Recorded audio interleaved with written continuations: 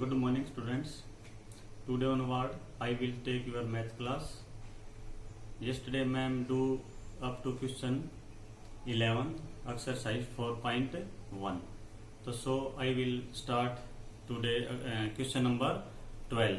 So see question number 12. In question number 12, find the value of A, B, C, D. तो यहाँ पे आपको A, B, C, D की value find out करनी है. आपको n की वैल्यू गिवन है और 6n प्लस 10 की वैल्यू गिवन है. तो यहाँ a है, इट मीन्स n की वैल्यू अगर a है तो 6n प्लस 10 की वैल्यू 22 है. तो पहले आप a की वैल्यू निकालेंगे.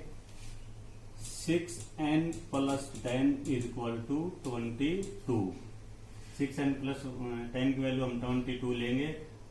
तो अब हम n की जगह पुट करेंगे a. तो put n is equal to a in equation first. Then 6n की जगह a plus 10 is equal to 22. 6a plus 10 is equal to 22 और 6a is equal to 22 minus 10. हम 10 को उस तरफ लेके जाएंगे जो कि प्लस है तो उधर जाके माइनस हो जाएगा आपका.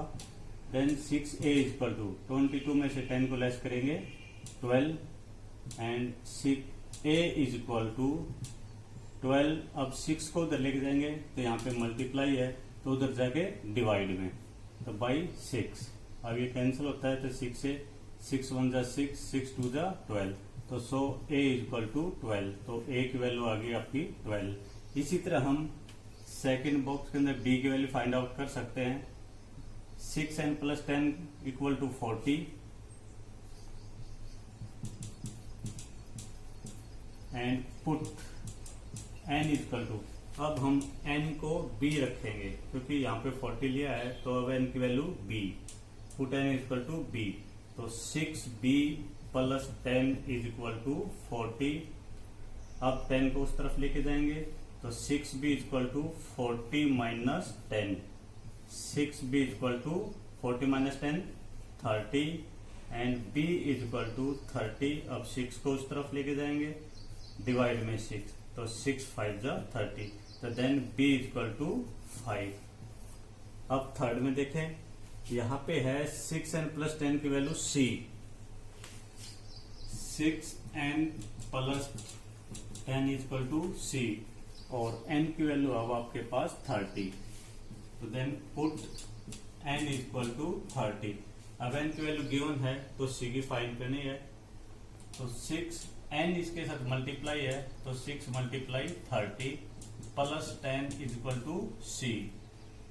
6 multiply 30 180 plus 10 is equal to c और 190 इज इक्वल टू c. तो अब c की वैल्यू आ गई आपकी 190.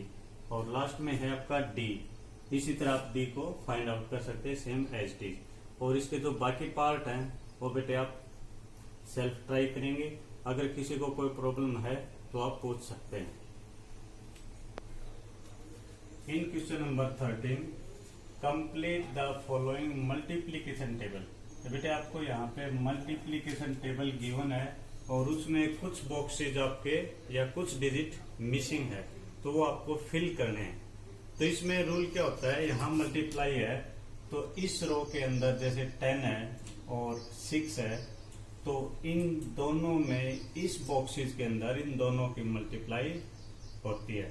तो अब यहाँ देखें यहाँ 10 है, यहाँ मल्टीप्लीकेशन 20 है तो यहाँ डिजिट आपका क्या आएगा कि इसकी मल्टीप्लाई और 10 की मल्टीप्लाई 20 हो.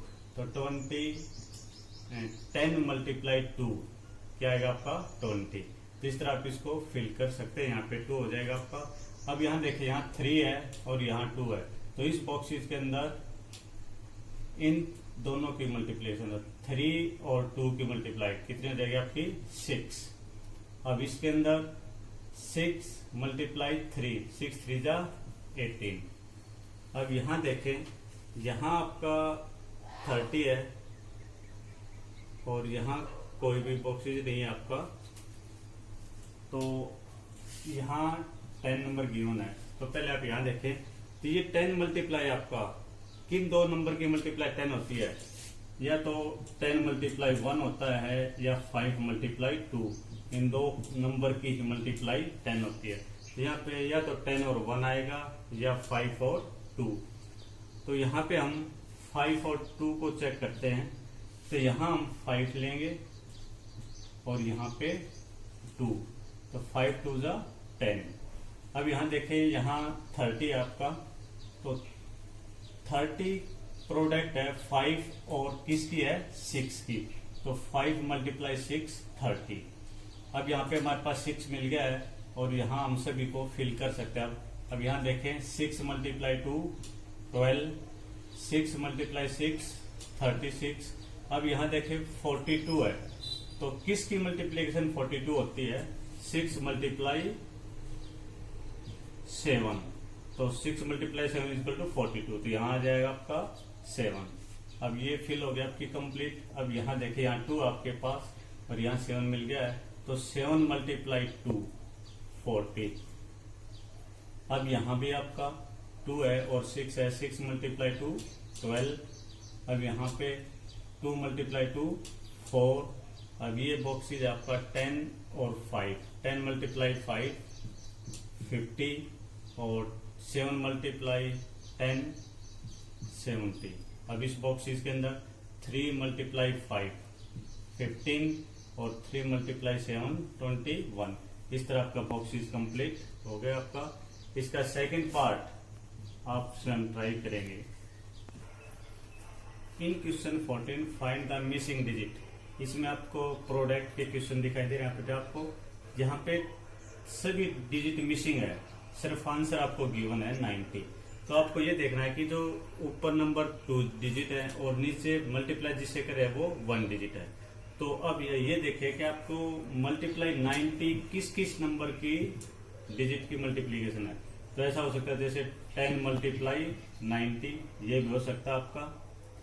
उसके बाद 45 मल्टीप्लाई 2, ये भी 90 हो सकता है। 30 मल्टीप्लाई 3, ये भी 90 हो सकता है। और 18 मल्टीप्लाई 5, ये भी 90 हो सकता है। और 90 मल्टीप्लाई 1, ये भी आपका 90 हो सकता है। तो इसमें से आप किसी भी आंसर को फिल कर सकते हैं। आप 10 मल्टीप्लाई 9 ले सकते हैं, 90 होता है, या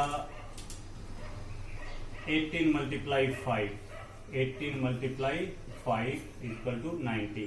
तो आप इसमें से कोई भी आप फिल कर सकते हैं। इसी तरह सेकंड में आपको ये चेक करना है कि 130 किसकी है। अब यहाँ पे हम 130 मल्टीप्लाई 1 ये तो लेंगे नहीं, क्योंकि ऊपर डिजिट सिर्फ 2 है। तो इसलिए सेकंड देखें, 65 मल्टीप्लाई 2, इन दोनों की मल्टीप्लीकेशन होती है 130, ये भी फिल हो सकता है आपका। और 26 मल्टीप्लाई 5, 5 6 जा 30, 5 2 जा 10 और 3 30।